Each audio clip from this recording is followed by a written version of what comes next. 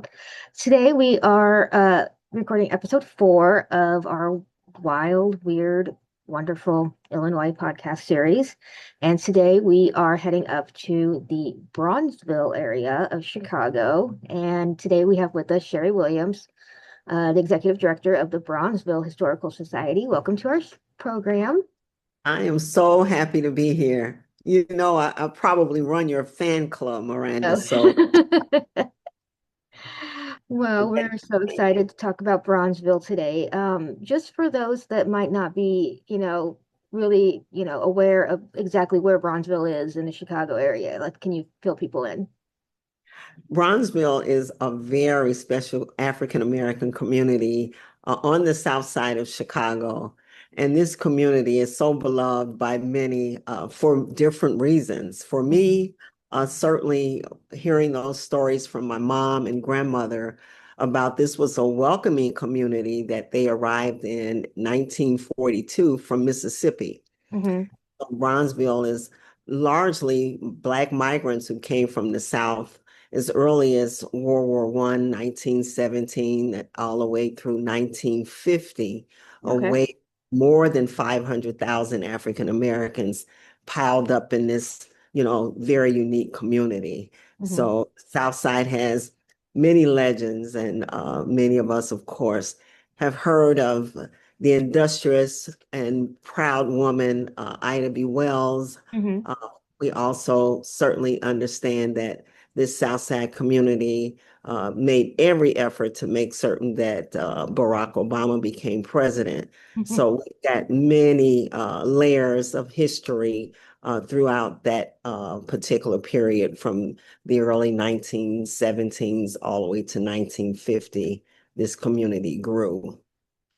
And where exactly would are the boundaries of Bronzeville at if people are looking at a map, where would they go? So what's unique about Bronzeville, Chicago has 77 communities, Mm-hmm. and it is not named as a community. Hmm. Of the 77 names, we would probably say that Douglas and Grand Boulevard make up the heart of what is now known as Bronzeville. Okay. Uh, it stretches as far north as Roosevelt Road, which is 12th Street. Mm-hmm. Far south is 51st Street. So Okay. about 4 miles. State Street would be our boundary on the west, Mm-hmm. and Cottage Grove on the east.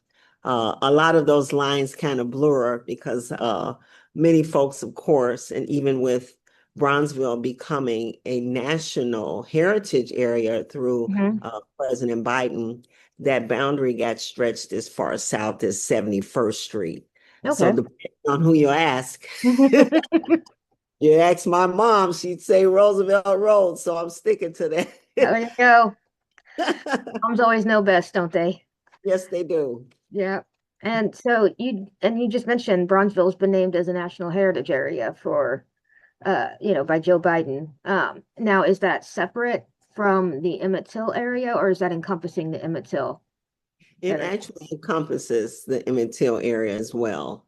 So 71st Street some years back was named Emmett Till Road. Hmm. So already we were pushing the boundaries of what those early migrants were cutting it off at 51st Street, largely because up until 1943, 44, there was a lawsuit that went all the way to the Supreme Court to end racial covenants. And so these were agreements made by real estate firms and also banks Hmm. to prevent Blacks from moving outside of this pocket. Some people called it the Black Belt, others called it the Black Metropolis. The communities had a lot of names. Hmm. Bronzeville largely is what we affectionately call it now. Okay. And I know we just mentioned it, but probably I don't want to say the greatest known person or the biggest story or anything, but probably the thing that people do equate Bronzeville area with nowadays is a lot of the time it's with Emmett Till and his family lived in that area. Um, Yeah. Yes. And so they settled in Woodlawn when Emmett Till was a child. But imagine that, the community memory includes addresses that they lived in Bronzeville proper. So, Hmm. that would have been between those boundaries that I spoke about earlier, which was Roosevelt to 51st Street. Later Hmm. Woodlawn was opened up to African American presence. So, yep. So that's where the family lived later and at the time of Emmett's murder. Uh, And I remember last year we are as the historical society we took a trip up there and we were able to visit the Emmett Till home that's currently yeah. are they still currently in renovation or are they opened up yet? Still some renovation taking place. Certainly, we enjoyed the fact that we were just on that sacred ground, Mhm. understanding that this was the place that community and family galvanized to make certain that his death was not in vain. And Right. so that would, have taken us a little further south than what we consider Bronzeville. That is a properly named community of Woodlawn. Hmm.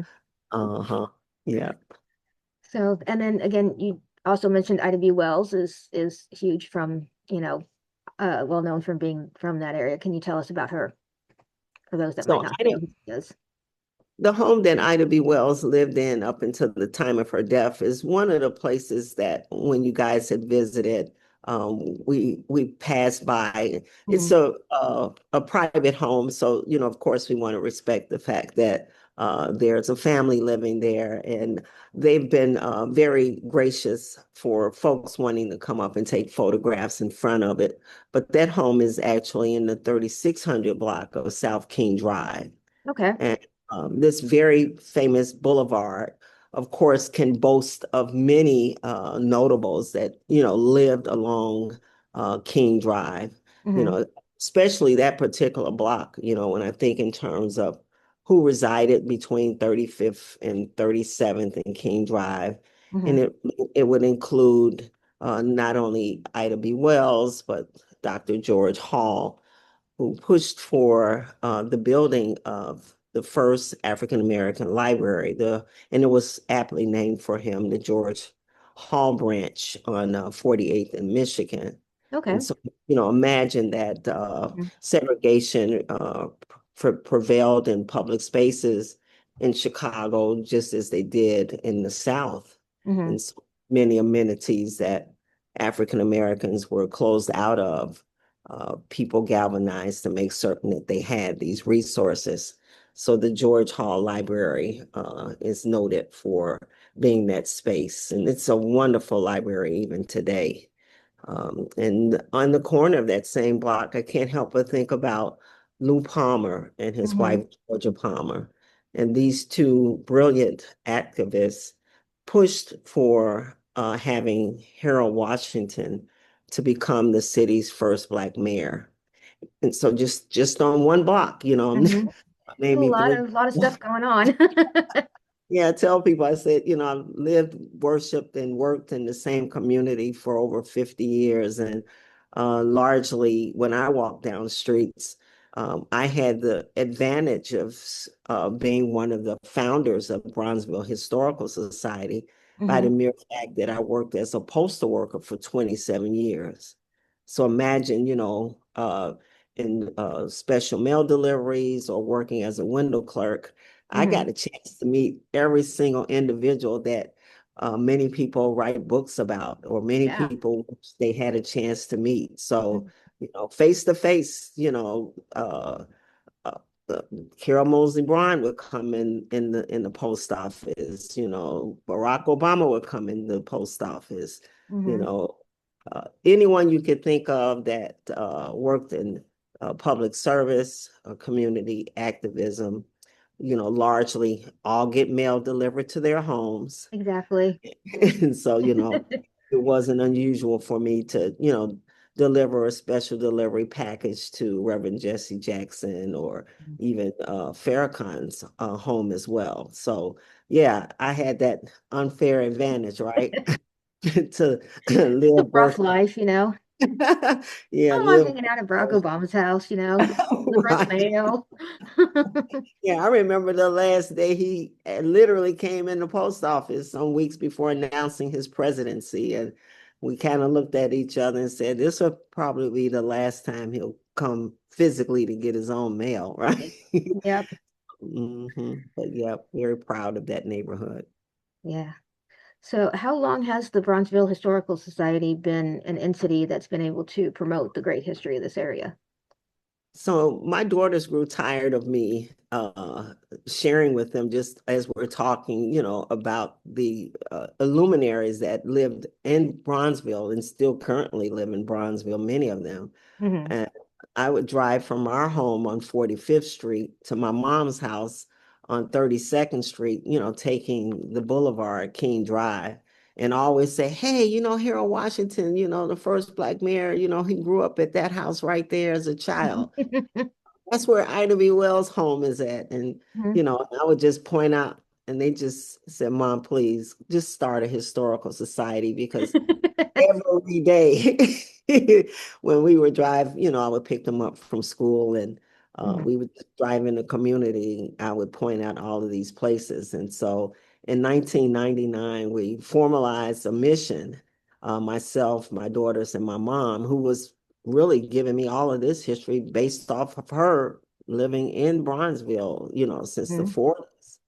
And so we received our 501c3 in 2002, and the work has continued to be a labor of love. Uh, Certainly, again, the advantage of my working for the U.S. Postal Service provided me an opportunity to meet people who had already been working and living in that neighborhood for 40, Hmm.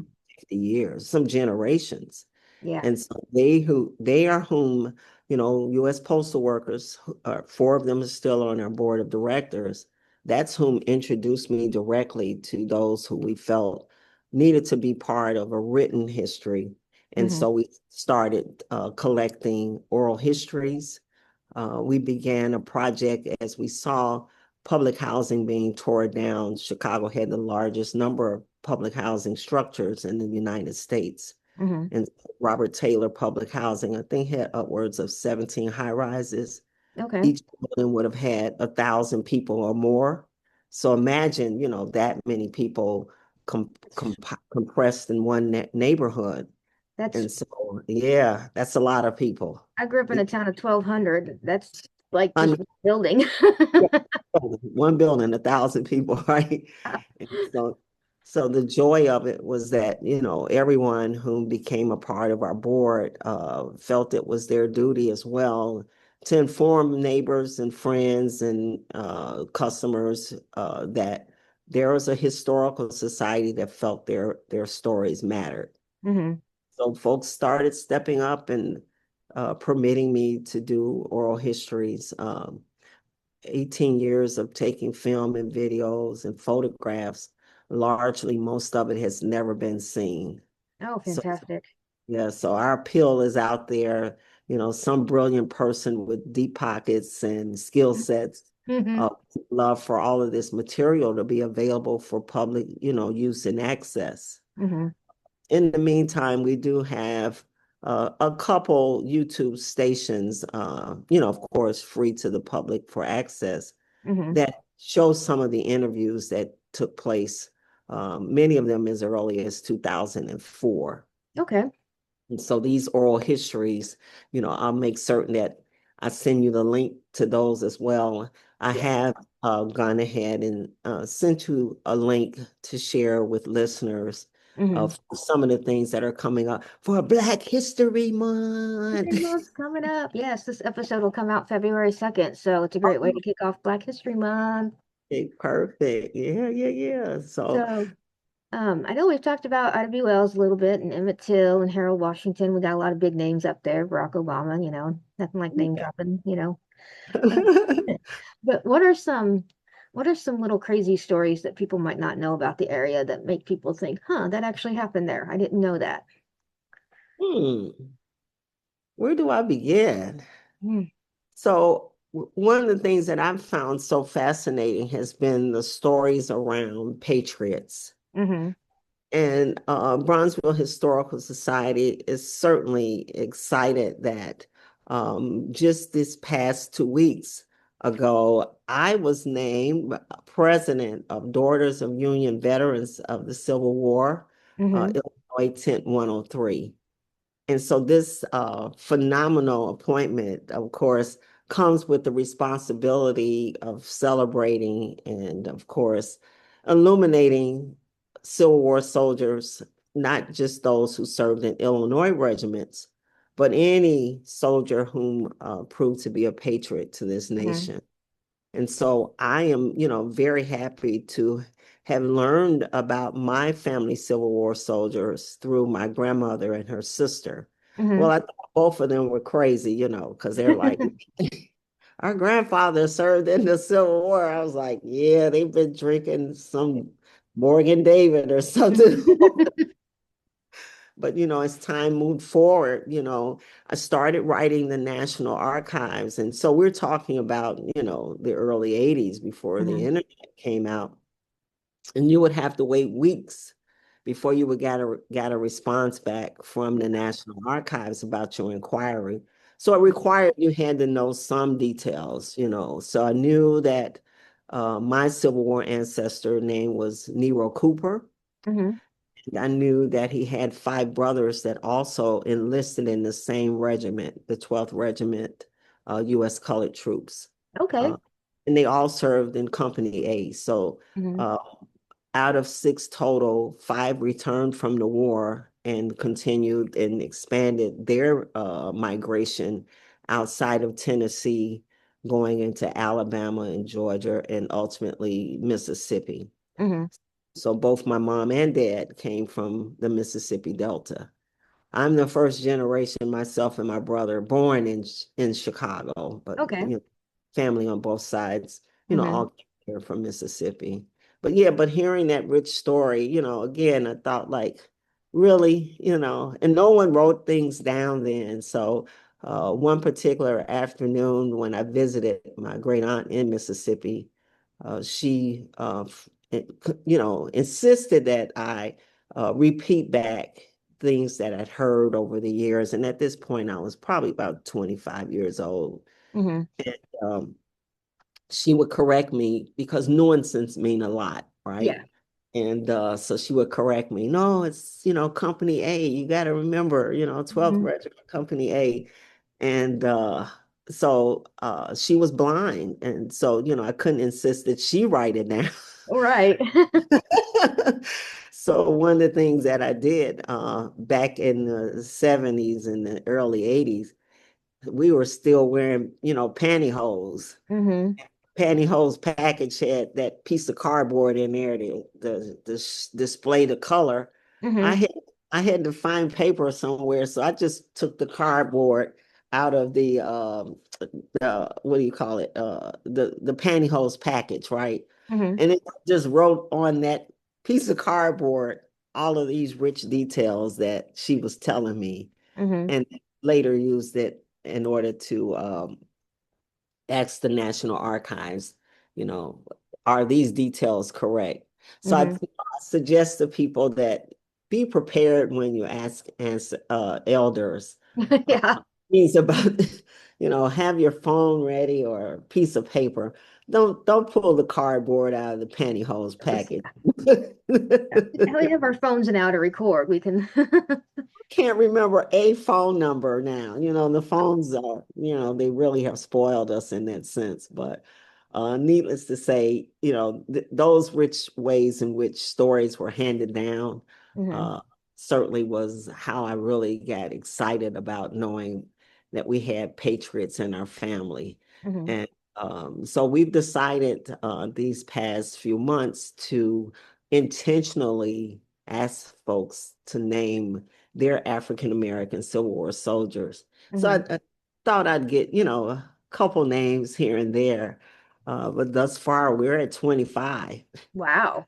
And so I've shared also a link for you to consider posting with the podcast. Yeah. The link folks can use if they want to identify a soldier. Mm-hmm. Um, they didn't have to absolutely serve in a regiment in Illinois, Mm-hmm. because what I found out through the years is that the efforts for each battalion or company to have a full complement of soldiers often meant that recruiters were coming to other states Mm-hmm. recruit for other regiments. And so a great number of soldiers I've been able to locate at Oakwood Cemetery and Burr Oak Cemetery. Mm-hmm. And what was fascinating about Oakwood Cemetery on 67th and Cottage Grove is that many of those soldiers are buried right beside their white comrades. And so while we knew that cemeteries largely were segregated, Mm-hmm. uh, these posts that um, had bands of brothers who served in the Civil War made certain that their hallowed grounds of burials were integrated just as Yeah. they, served in the nation's freedom. Mm-hmm. So that in itself is commendable. Mm-hmm. So we found soldiers from the 55th Massachusetts Regiment, the 54th Massachusetts Regiment, Mm-hmm. and many other regiments outside of the Illinois 29th Regiment, which was Illinois' only Black regiment. Mm-hmm. And, our cemeteries tell us a whole lot. Yeah. And our goal for Illinois 250 and America 250 celebrations is to collect 250 names. And we'd like to, salute them in many ways. Mm-hmm. Quite often, people may identify soldiers not buried here in Chicago or Illinois, but there's a number of folks who work with American Legion or Post, or in the case of me, Daughters of Union Veterans of the Civil War, Mm-hmm. who would gladly go out and give a salute to honor your soldiers. So I certainly encourage those listening to the podcast Mm-hmm. to really identify those who largely may have been not celebrated. So I'm real excited about that project. Yeah. And now, how close to Bronzeville? I don't know if it's actually in Bronzeville or is it just adjacent to Bronzeville is Camp Douglas? It's in Bronzeville. Yeah, It's in Bronzeville proper. Okay. yeah. So Camp Douglas, surprisingly, has just recently went from the parking lot of a funeral home to new housing has been built right at the footprint of Camp Douglas. Okay. But the state of Illinois put a sign up commemorating it as a landmark. Mm-hmm.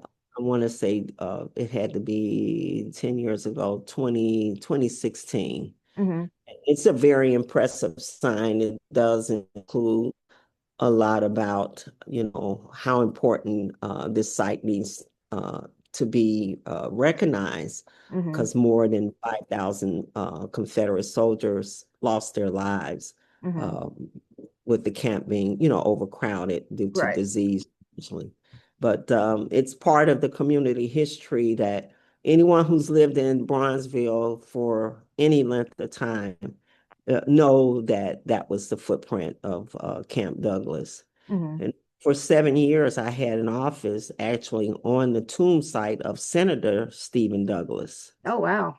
Yeah, so yeah, imagine that, Yeah. right?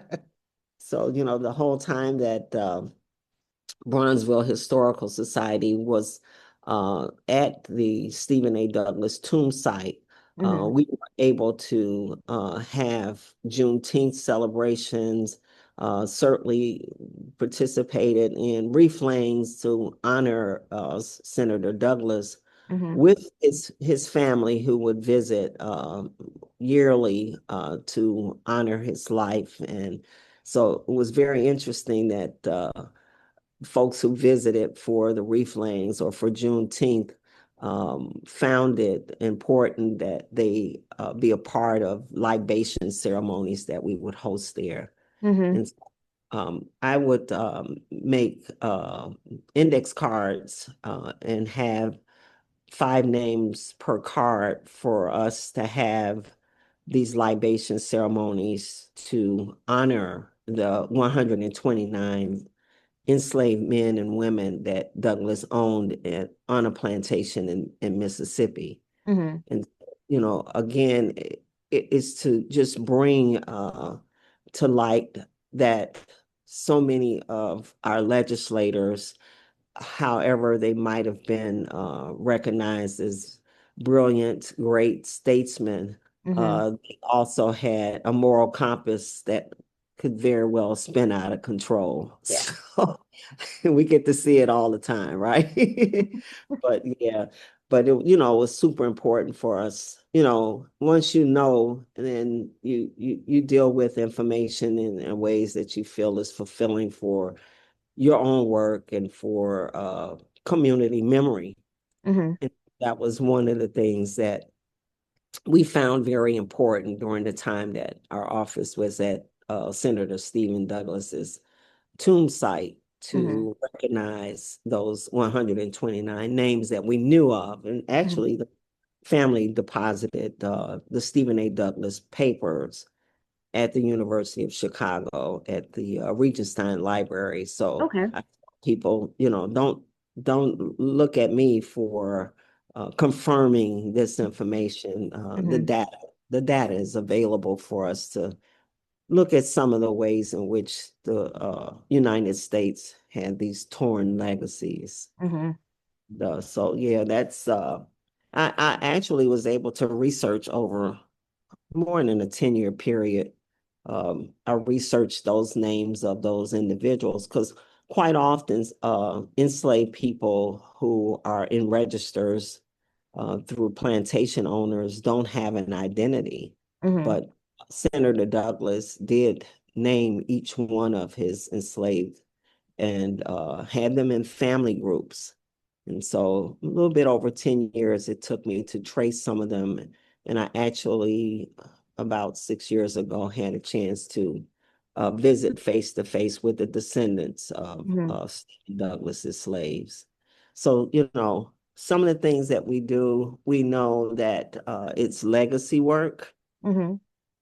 And I'd say that the efforts of Bronzeville Historical Society has been supported by, of course, the Illinois State Historical Museum and Historical Society, as well as the Afro-American Genealogical Historical Society in Chicago. They've been around since 1979. I think Mm-hmm. we're the second oldest African-American genealogical and historical society in the U.S. And then, of course, the Daughters of Union Veterans of the Civil War, Mm-hmm. Tent 103, the Jenny Hodges tent has been in complete support of us collecting and recognizing and celebrating and honoring those individuals who served in the Civil War or just were patriots, period. Right. We're planning to make an honor roll to display the names that people are contributing to the narrative, just to say, we recognize Mm-hmm. that many of them lost their lives to the war. And those who survived the war still face a lot of the horrors that they were facing when they were in bondage, if they were enslaved people. So I'm really excited that, this honor roll is growing, and I had the honor of being able to use online tools that had a photograph of Nero Cooper, my Mm-hmm. ancestor who served in the Civil War. His a photograph of his headstone was on Mm-hmm. Find Grave. So Oh yeah. I take the time to thank people when, Mm-hmm. because he's buried in Nashville. So, but yeah, there's a lot of ways in which we can share information. So I love the work that the Illinois State Historical Society is doing.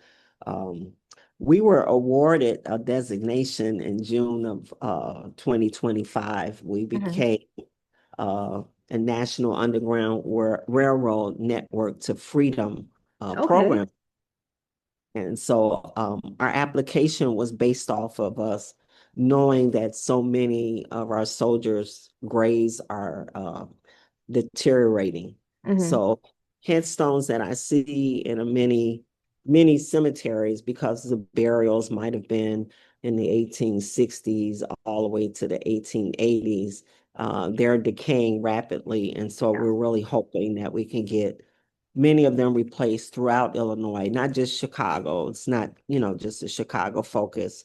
So we're really hoping that the 250 whom we feel that list is going to grow past that, but that's the goal. Yeah. Uh, we're really hoping that this will provide a way that in mass, Mhm. a lot of headstones that have decayed or are you can't read what's on the inscriptions, that we can get those replaced or even have a medallion, a smaller insert Mhm. to go beside it that will direct people to know about the biography of these soldiers who we've lost.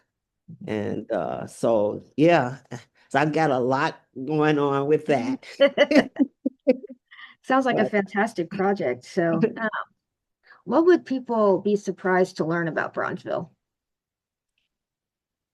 I would say they would be surprised to know that, oh wow, there's a lot to know about Bronxville. Well, the footprint of jazz can be attributed to the community of Bronzeville. Hmm. The wonderful trumpet player, Louis Armstrong, lived in Bronzeville. The home that he and his wife, Lil Harton Armstrong, lived in is still standing. It does have a Tribune, Chicago Tribune, put up markers over the Hmm. years in front of residences and businesses that were a reflection of greats throughout the city. So not just Yeah. African American greats, but Hmm. yeah, Louis Armstrong, lived in Chicago, lived in Bronzeville, launched his jazz career at many of the clubs. Most of them, of course, have been demolished. A few of the structures are still standing and have Hmm. landmark status. And so that's one of the things that people would find out. They would find out also that the first and oldest American Legion post was started in Bronzeville. Oh, The really? Giles is on 57th and State Street in Chicago. It's 104 years old.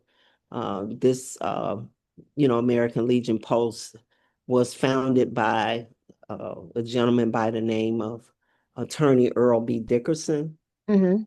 Earl B. Dickerson, for folks who may have seen the movie or the play Raisin in the Sun by Lorraine Hansberry, Hmm. probably don't know that, Attorney Earl B. Dickerson is who actually represented the Hansberry family to pursue the end of racial restrictive covenants for Hmm. housing in Chicago. This case, went all the way to the Supreme Court, ending racial segregation in housing. And so, many folks may not know that about the rich history of Chicago, is that this was a case that just not only impacted Chicago residents, but the nation. Right. Uh, and say, of course, again, when we think about Ida B. Wells, Hmm. uh, her role to show that lynching was a chronic and terrible practice, not just in the South, but throughout the United States. Her work for wanting to end lynching across Hmm. America, and more importantly, her work to provide access to women to be able to vote Hmm. is quite noteworthy. Yeah. Um, Illinois Institute of Technology um, gave me an opportunity to write a narrative for a landmark sign that was funded by the Pomeroy Foundation. Hmm. And the sign went up about, I think, 5 or 6 years ago in Bronzeville at the location where she had the Alpha Suffrage Club. Okay. This wonderful club, of course, was advocating for women's right to vote. Hmm. And I mean, I could go on and on about the some of the things that people may not understand that Bronzeville is the footprint for all of these things that have happened, that Mhm. we hear about in history books or presentations, and we hear a name, but maybe not exactly knew that some of these people had, multiple ways in which they were advocating for justice and equity and many things that build up a greater fabric for our nation. But I'm really happy also to announce that the Bronzeville Historical Society will be hosting a DNA testing session. And Okay. and this is something that the state legislators voted and provided Hmm. financial support for. It's called the Illinois Family Roots Pilot Program. Okay. And the organization that is facilitating um, for 1,600 individuals of African descent who live in Illinois to Hmm. be a part of this database is an organization led by Dr. Lakeisha David out of the University of Illinois at Urbana-Champaign. Hmm. And their website is www.takar.org, TAKIR. Hmm. And that's another link that I'll make certain that listeners have access to. Hmm. So this community-based testing and genealogical research project, led by Dr. David, DNA kits will be distributed. Hmm. Information around what the testing is for will be shared at the session that we'll have at the Bronzeville Historical Society on Saturday, February the 28th Okay. from 1 p.m. to 4 p.m. And so those who like to, have a test or just come for an information session, it's Hmm. free Yeah. to the public and there's no cost involved. So I definitely encourage people to participate in this project. So that's two projects Yeah. I'm real excited about between the soldiers database and the DNA project. I Yeah. think that largely what's going to be happening for February for the Historical Society. Our doors are open largely by appointment only, Hmm. and and mostly because we have a very small volunteer staff. Yeah. And largely, the staff is doing, multiple things. Like, I'm the dishwasher and Hmm. the cultural keeper and the grant writer, and so I Yeah. have several roles. And when Black History Month comes around, we spend a lot of time going to other facilities, Hmm.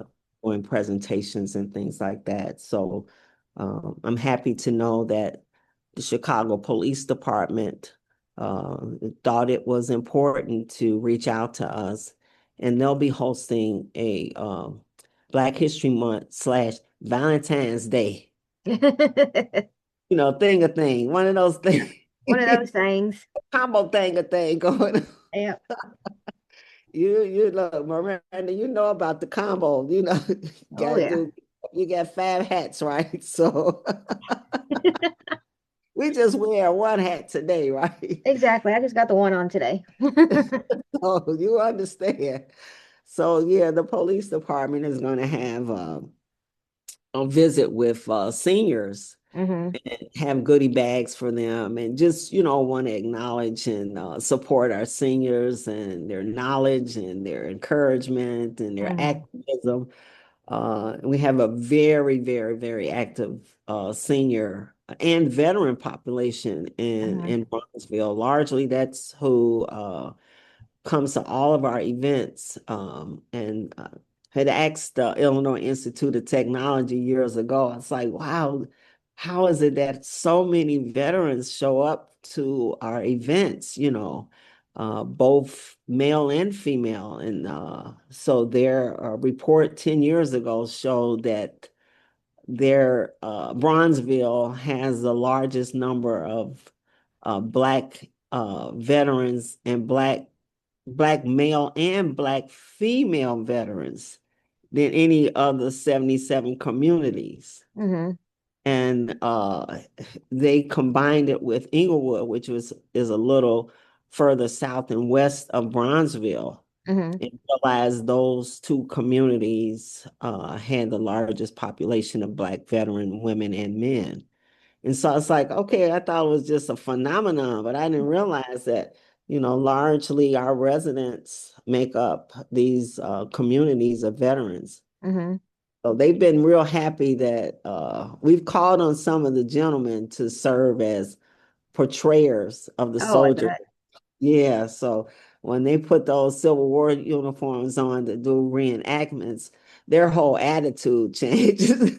So they stand up straight. It should have a posture. Yeah. Yeah, they're ready. So that makes it fun to see that, they're engaged in all of that. But one of the things that I like for listeners to take away from our conversation today is that, Black presence, people of African descent have been in Illinois a long time. Yep. And long before the state, Illinois became a state, what, in 1818? Mm-hmm. And so Chicago's Black history timeline traces, the early settler, Jean Baptiste Point du Sable, Mm-hmm. uh, and he's regarded as the founder of Chicago, the not first non-native Mm-hmm. settler.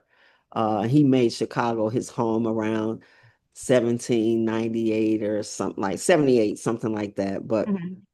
scholars assert that DuSable was arrested because of by the British uh, because of his suspicion of being an American patriot sympathizer, whatever that means, right? So, but yeah, but to know that Today. he is at least well noted as being, Mm-hmm. first native settler, and many, call him the father and founder of Chicago, Mm-hmm. that's one of the things that our city of course is most proud of, and just to know that we have had Black freedom fighters noted in the Illinois 29th Regiment, and which was organized in Quincy in 1861, knowing that our current efforts for the Bronzeville Historical Society is to illuminate these many patriots who have supported freedom and advocated for equality for not just Chicago or Illinois, for the nation. Mm-hmm. Make me proud to say that I'm the director of Bronzeville Historical Society. It makes me feel proud to know that these are things that happened way before I got here. Mm-hmm. That the folks. It's a very rich, it's a very, very rich area. I know when we went up there last year, it was a great time, and I highly encourage everybody if you can get up there. You know, how can people get a hold of you if they want to come for a tour or just want to come stop in and chat Yeah. and learn more about Bronzeville? So my number is 312-428-8033. It's Mhm. open for anyone to text me or give me a call to set up a time that they'd like to come and visit.